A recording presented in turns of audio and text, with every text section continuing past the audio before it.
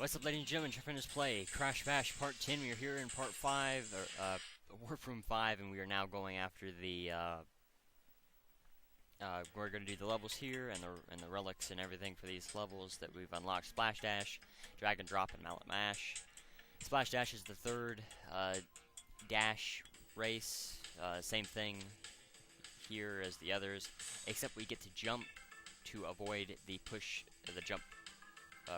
To the push rods, and you'll see the push rods in the middle. If you can see that rotating thing in the middle there, all you have to do is just jump to avoid that. And you can see here we are riding different sea animals. Coco and Crash ride a pink dolphin. Tiny and Kong ride I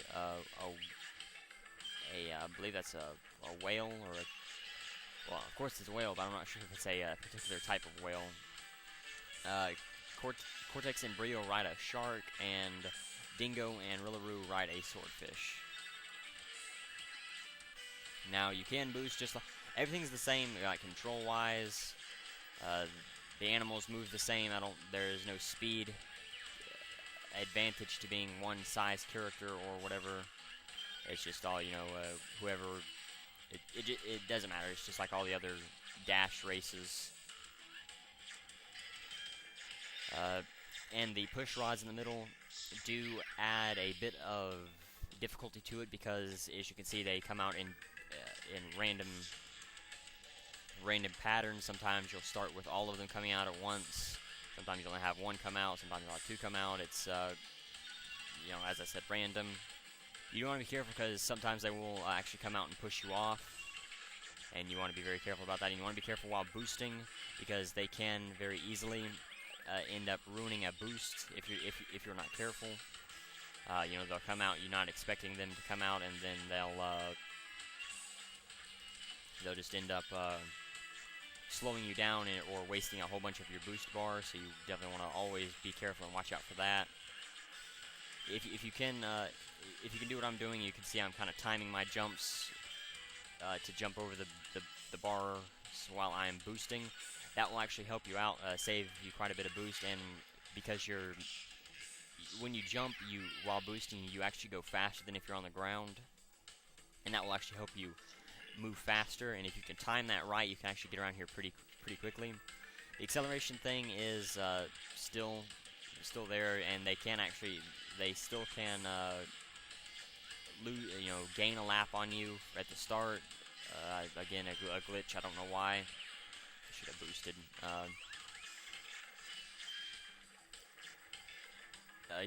You want to be careful, or at least pay attention to that. There's nothing you can do to be careful for it, but just want to pay attention to that. Oh crap! Really? You don't want to let the AI get too many boosts, because come on, jump over it. That will definitely help get ahead of you, just like this. And while the difficulty is a little bit lower than with the other events that we've played so far, they still do try. Of course.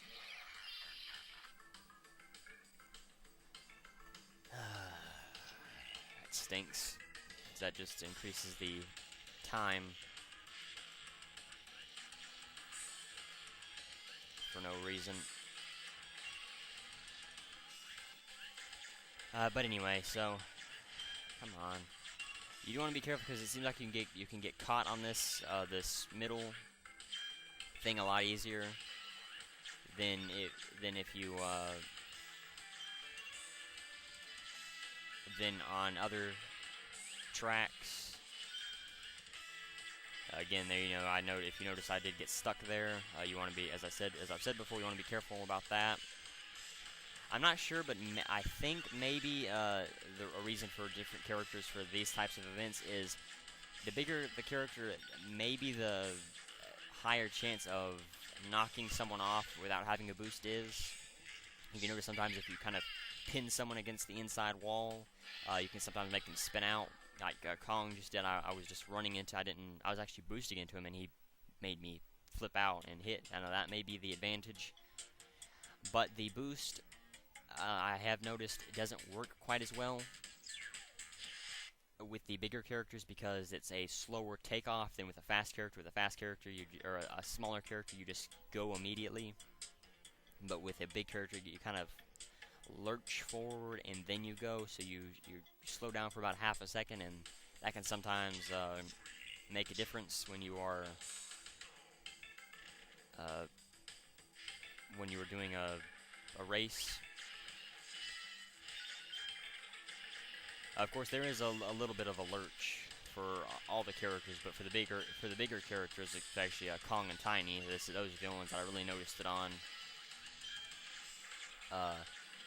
The lurch is a lot bigger, but you still, because this isn't a vehicle, this is I guess because it's an animal, it's still a slower takeoff at the start than if you were in one of the hover cars or whatever those are. Sitting here messing around with Kong and not paying attention to Cortex. Ah, wow. I couldn't get out ahead at the start and couldn't get enough boost to try to unlap myself and get ahead of him. There we go. Those push rods at the start really do help, especially if you can get one right. Come on, if you can get one right at the start, like what just happened there, and slow them down enough so that you can jump over it, and then get ahead of them, and then you're able to get a lot of the boosts. That definitely makes it a lot easier. And this level is definitely a lot easier than in Toxic Dash. You'd think, oh well, maybe that maybe the push rods would hurt you, and because of the higher difficulty, the enemies would, be harder to get around. But not really. The push rods definitely help. There's a lot more Wumpa Fruit on the inside of the track than in Dot Dash or Toxic Dash, and that actually makes it a lot easier to get around the track and to be able to win races, and that's something that makes it very easy. The Sapphire Relic, the relics here are still very, very, very difficult. Especially the Sapphire Relic. I believe this was the last relic that I got when I beat this game for the first time. Completely got every relic, everything, beat it all the way. Complete the race as things speed up. You can see the background there is the background for the underwater levels of Crash 3.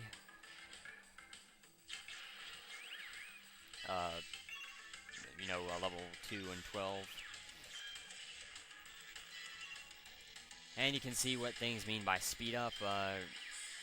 The push bars will come out faster, and the thing in the middle moves faster. So if you do get caught by it, if you're right beside one, and it comes out, as you saw twice, you will get pushed out. And Wumpa Fruit doesn't seem to be quite as plentiful as it has been in the previous races.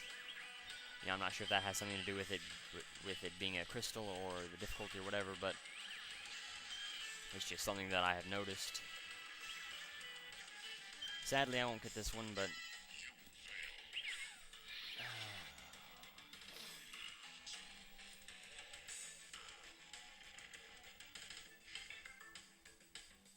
yeah, the relic for here is the Sapphire Relic. Anyway, is definitely very difficult to get to, or to get. It stinks. I do hate that lurch. That is one thing I don't like. Whenever you're boosting, that lurch, it kind of wastes a good bit of boost at the start, and it definitely doesn't help make things any easier.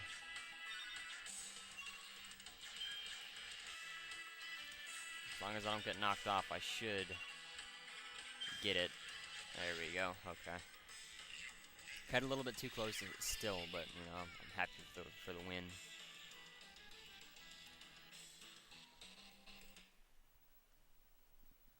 But anyway, still have to do the relics. Still not quite done yet, sadly. This would be a lot more, you know, I'd feel a lot better if I didn't have to do the relics, because I know the relics going to give me a lot of trouble with it, just because of the difficulty, the way that they want to charge you a lot more, and it is all the bigger characters. That is something that I had forgotten to mention about Ring Ding. You know, the character, all the small characters are there, while all the big are the arena champions. All the big characters are the arena champions for here. And if you are a bigger character, it's not quite as difficult, just because, as I said, you don't get pushed around as much, and I think that is one of the benefits of being. Come on, get out of the way. That is one of the benefits of being a big character while going around through this level, or these events, is because you don't get pushed around quite as much, but you do lose a bit of speed. But if you keep getting pushed around and keep getting knocked off the track, you know, that speed advantage ain't gonna do you a whole lot. And you can see what Dingo's doing. He's just, you know, just keeps going after the one fruit, keeps going around the track. Well, that's what they do for this level. You know, it'll either be one or all the characters will go around, and the acceleration boost at the start definitely doesn't help make this any easier either. And you can also hear the animals. I think every animal except for the whale and the shark make a noise when you boost. I guess whatever their regular noise is. The dolphin will make a dolphin noise. The swordfish will make a swordfish noise, I guess. Kind of like a squeak almost. Oh crap. Did not need that to happen. I was hoping I could dodge it, and using the boost didn't really help me out to come back from being pushed by the push rod, so I'm not sure if that actually is a good strategy or not. It may not be. So you may not want to rely on that if for a useful strategy. Now, I do like to hold my boost. A little bit. Try to build it up enough so that I can hold it for a while and try to gain a bigger lead. But at the start, especially if you're all bunched up like I was at the start, you may want to go ahead and just use it anyway, just to try to help yourself get ahead. So that, especially if a bunch of one fruit just appeared right in front of you, so that they don't get a chance to use it like Dingo did that for the first round. That's definitely something you want to look out for. But you don't want to use all of your boost at once so that it becomes difficult. Or because you'll end up sliding really wide and you can mess up your entry going into the next turn.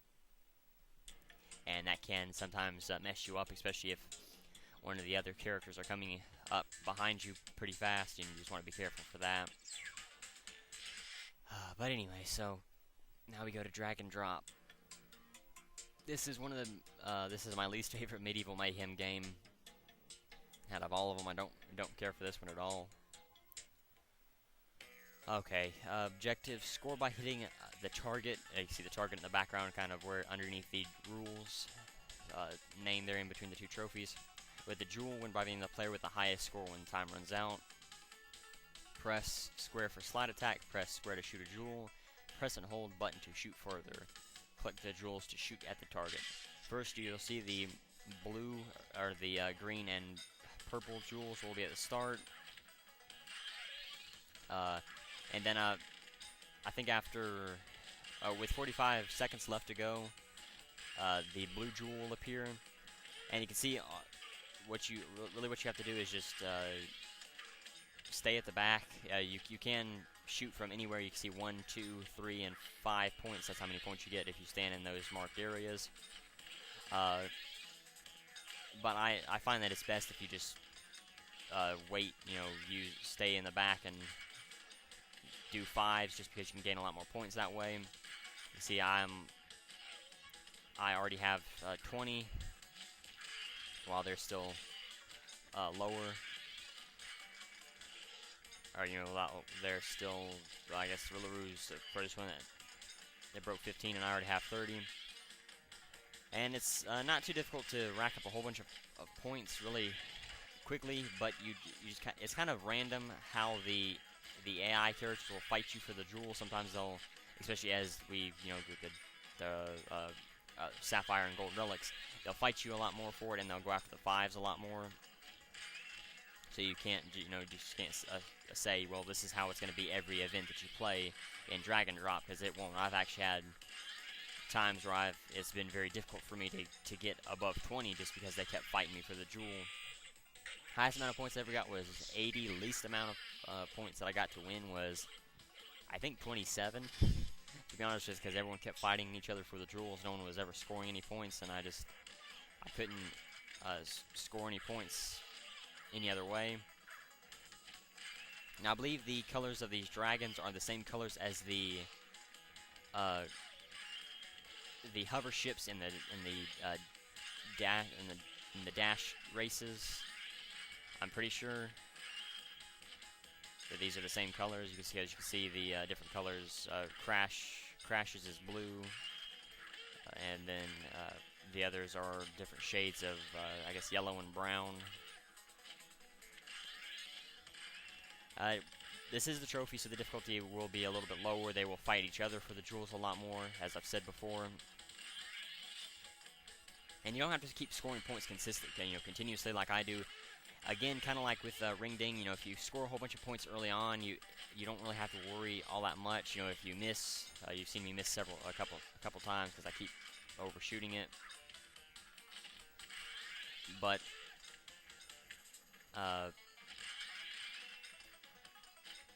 yeah, like I said, you don't have to keep scoring points all the time. And especially once the 3rd jewel comes out, that makes it a little bit easier because there will be a jewel pretty much for everyone. There will be always one guy that's always trying to steal a jewel from someone else. Can't believe I missed twice. There'll be a guy trying to steal, a jewel from somebody, one of the AI characters. And once the 3rd jewel appears, that kind of leaves an extra jewel for you to get. So pretty much a jewel for everybody. At the start, you really can't. It's kind of random who will get it. Sometimes player 2 will get it. Sometimes player 1 will get it. You don't want to participate too much in the charging at the start because you just want to focus on getting the jewel and then trying to use it. I am against going after the lower numbers like 2 and 3 and all that. Of course, if I accidentally do so, I will do it. Or if I absolutely have to win, I will. But I usually like to go after the 5 or higher, or 5 or higher, 5, because you can gain a lot more points that way, and it's not that difficult to aim. You just kind of have it. It's kind of a learned thing, over time you'll get to learn where you need to where to shoot the jewel at, and you do have to remember it is a moving target, so you do have to shoot a little bit ahead of it. But not quite as much as I am because I'm missing it a whole bunch, and you can see the difficulty is increased a little bit because they are attacking me more. And so now you really can't afford to. If you have really low points like this, you cannot afford to miss a whole bunch. So you want to be very accurate. You want to be spot on with the jewels that you shoot. You don't want to waste too much time with the AI characters. Just shoot whenever you can. That one was worse than my other 2 attempts, but I'm glad I won. To be honest.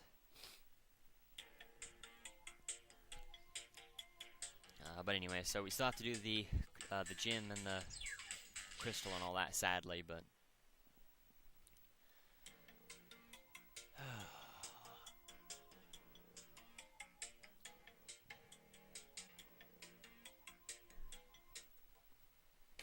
alright, win by being the first to decrease your score to 0 in the allotted time. So you can see we lose 30 seconds, and we've got I have 20, they have 15.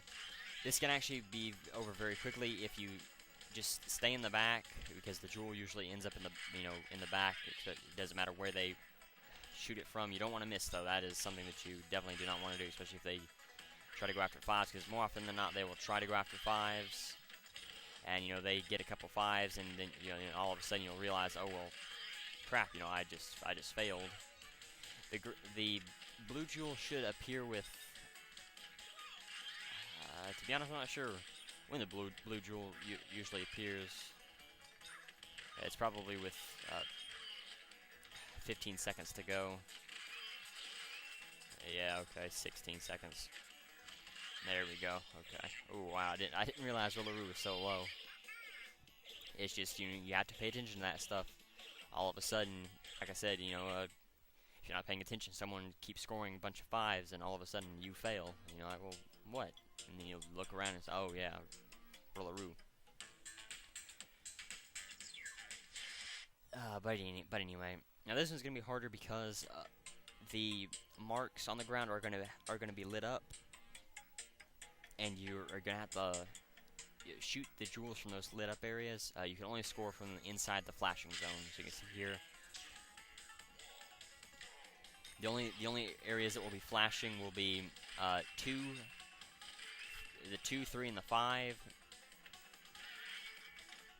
1 will not flash, and I don't think you can actually get any points from 1.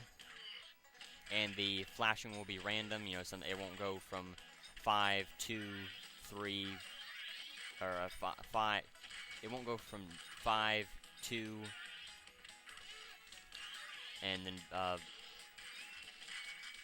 whatever I was saying. I lost my train of thought. I'm sitting here trying to focus on the points. You really can't be picky with where you score. You just pretty much score wherever's flashing, and you want to be fast, because they will fight you for the jewels a lot more. They, of course, are not tied to the same restrictions that you are with it. They can score wherever, so they will usually go for 5s whenever they can. And they will fight you for the jewels a lot more. If you have a jewel and they don't, they will fight you for it. And you have to be very, very careful where you are in the flashing zones. If you are even like half of a dragon outside the flashing zone, you will not score points. And so you want to be very careful. If you shoot a jewel and the flashing area stops, you will still gain the points from it, but you won't be able to score, as I said, from outside the flashing zone. You have to be in the flashing zones. And that's why this is so difficult. I'm pretty sure you can't score from 1. Yeah, I was going to say, I didn't think you could, but I've never tried. You just have to, you can either attack, you know, keep charging them, keeping them from scoring points until the blue jewel appears, which will make it a little bit easier. Or you can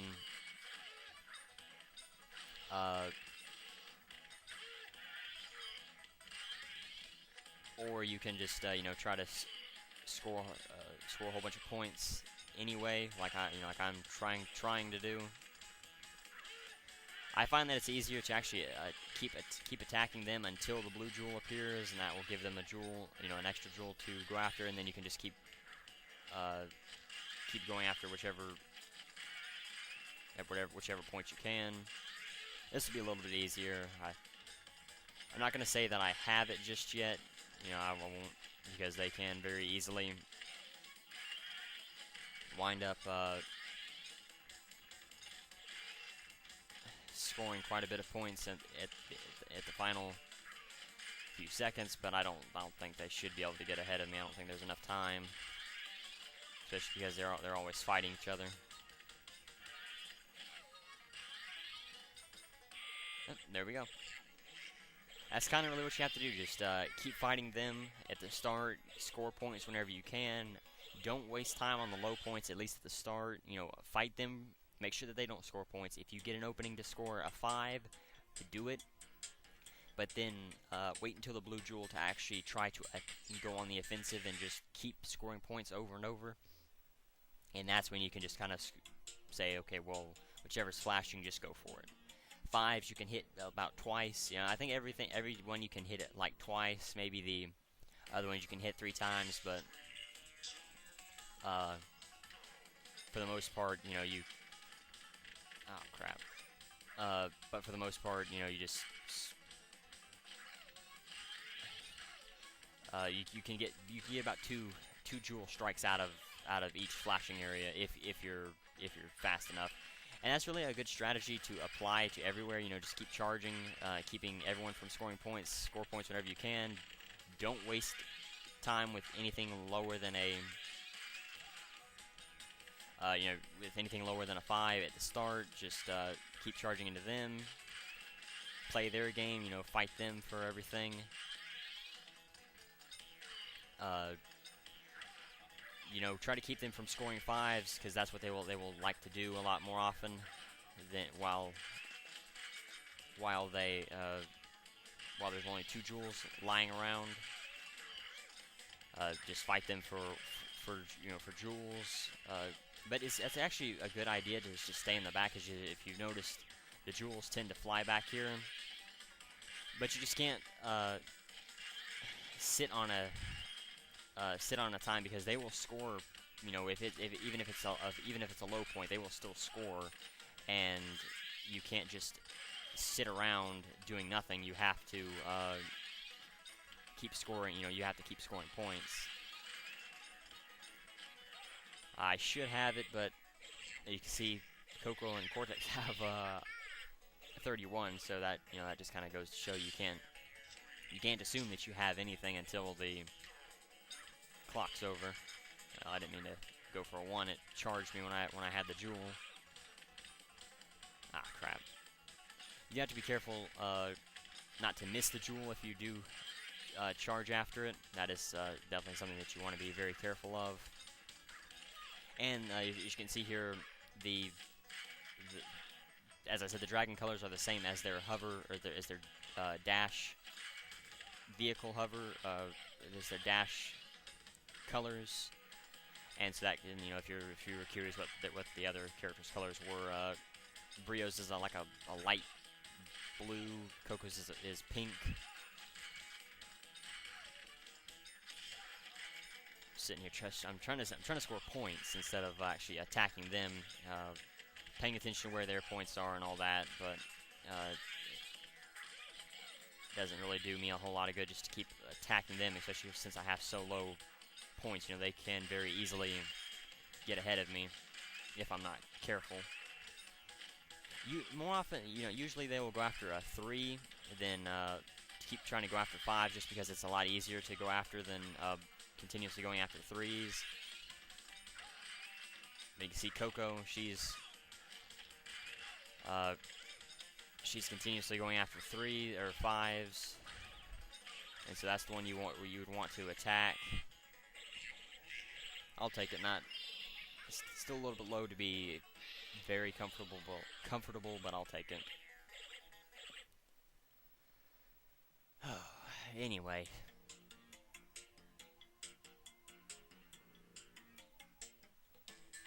Now, I should have enough time to finish Mallet Mash. I won't have any more time to do much else. I'm already near 30 minutes right now. About 28 minutes, 46 seconds. So I'll do as much of Mallet Mash as I can, and then I'll go ahead and finish it. Okay, so destroy the mushrooms with your mallet to score points. Press square to hit the mushrooms. Press and hold down to generate a shockwave.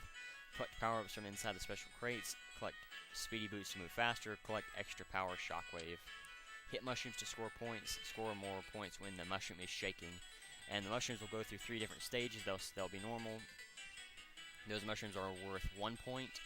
When they start to shake a little bit, they'll be worth 2. They shake a little bit more, they'll be worth 3. When they start shaking violently, they'll be worth 5. Same with gold. I won't.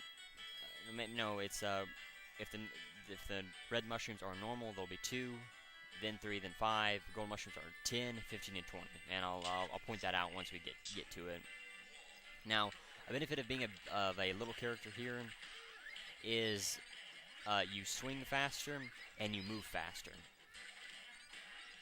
That is one downside to being a big character, is that your swing. Oh wow! that stinks. You want to go after the golden mushroom as soon as possible, but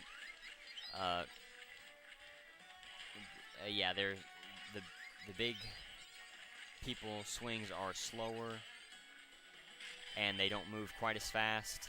And this is what the shockwave's good for, is getting a whole bunch of mushrooms in one area. Shoot. Or, I mean, in a big area. So if you can get into a big clump of mushrooms, and you'll see different clumps of mushrooms, it's, as we go along, the mushrooms will become more frequent. They'll pop up a lot more. Oh, crap. If I hadn't got hit, I could have went after the golden mushroom. The golden mushroom will appear every 20 seconds. And you definitely want to try and let it, especially if you're behind on points like I am, you definitely want to let it start shaking, at least just to get, 15 points is better than nothing. But having the shockwave and using it on golden mushroom along with a regular mushroom definitely helps. It makes it a lot. It makes it a lot more efficient than just going after 10. I mean, even going after mushrooms in an area like that, if I hadn't, I kind of wasted it there. Instead of, I should have waited and gotten to like a group like that up there. I would definitely say the shockwave is more efficient than the speed shoes, but the speed shoes do have their purpose. You can go after a golden mushroom with it faster, especially if you're one of the bigger characters. It does not affect your swing, however. You'll still swing slow if you are a big character. And if you notice, you can slam your mallet down to create a shockwave. That won't catch other mushrooms in an area, but what that will do is that will hurt another character. Oh wow, that sucks. Got 15. There's no way I can come back from that, I don't think. Unless I got a whole bunch of shockwaves, but if you notice,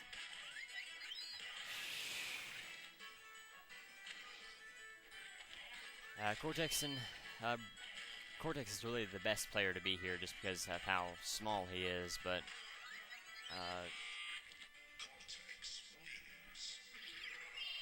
it's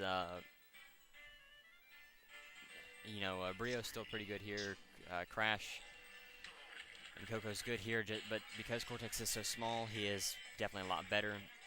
But you can see what Rillaroo did there. That's a good way to stun someone for about a second. I guess maybe 2 seconds, and that will help you get, go after mushrooms or get a box or knock someone, or take an item away from someone if they have it. Now you don't want to just wait around and try to go after the golden mushroom. You still want to go after the regular mushrooms. If you wait for them to start shaking, that is a little bit better. And I'll see if I can get a 20 here. This is pretty stupid to wait for the mushroom to start shaking. Now if you wait long enough, the mushroom will actually explode. So you want to be very careful and watch out for that.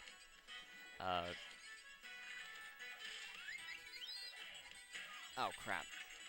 That's something you have to watch out for as well. The shockwave can mess you up, and it will actually it can make you miss a golden mushroom if you have the opportunity to hit one. It is possible to get over 100, but it's kind of rare. Really, the 80 range is a little bit better. If you can get 220s or more 20s than that, you'll from the golden mushroom, it makes it a little bit easier to get up over 100. And if you can really get up over 100, there's really no chance that that you'll lose. There we go. Yeah, I was gonna say I should have got all of those instead of waited. That's actually one of the best uses for the shockwave, is just to try to break a bunch of mushrooms in an area. And I think I might have just said this, but the mushrooms will explode. Yeah, I guess I did say that, didn't I? I just saw one explode around Kong, and I just wanted to point it out, but it kind of blows up like a nitro crate does, just a green, like a green puff of smoke almost. And the golden mushroom will usually spawn, or spawn out away from, kind of out in the middle of nowhere, or away from the other colors of mushrooms, or the other mushrooms. So that sucks. That's you know, especially if you get something like a shockwave.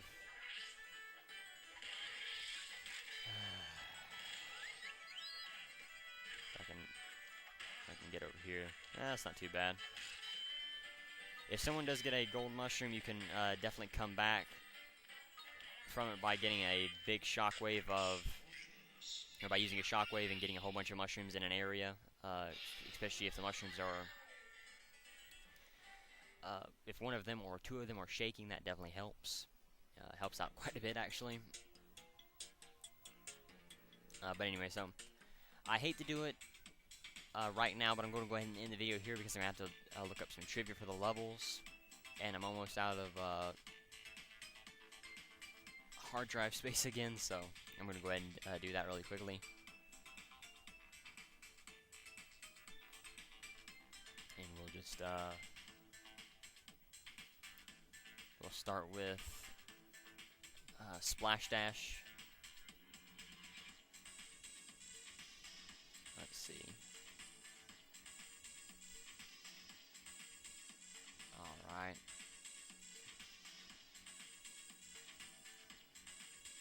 Okay, Splash Dash is the 23rd arena in Crash Bash. It can be unlocked by obtaining 17 gold relics in this arena.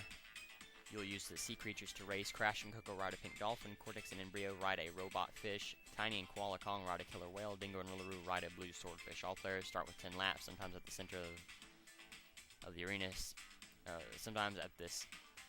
Sometimes the center of the arena sticks. I don't even know what this person didn't write this properly again. Sometimes the center of the arena sticks out. That's not what it's. I guess that's what it's supposed to mean. Trivia: this is the only minigame that is underwater. Not much of trivia, but alright, we'll go to Drag and Drop next. Drag and Drop is the 24th arena in Crash Bash. It can be unlocked by obtaining 17 crystals. The minigame is based on Toad Village from Crash 3. In this minigame, players ride on dragons as opposed to polar bears. The player must touch a gem that is on the ground, pick it up, and shoot it at a rolling target. When there is 45 seconds left, a third blue gem appears.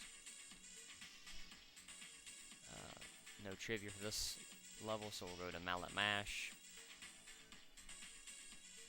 Mallet Mash is the 25th arena in Crash Bash. It can be unlocked by obtaining 21 gold relics. The goal is to smash the most mushrooms. Regular mushrooms are worth 2, 3, or 5 points, and gold mushrooms are worth 10, 15, or 20.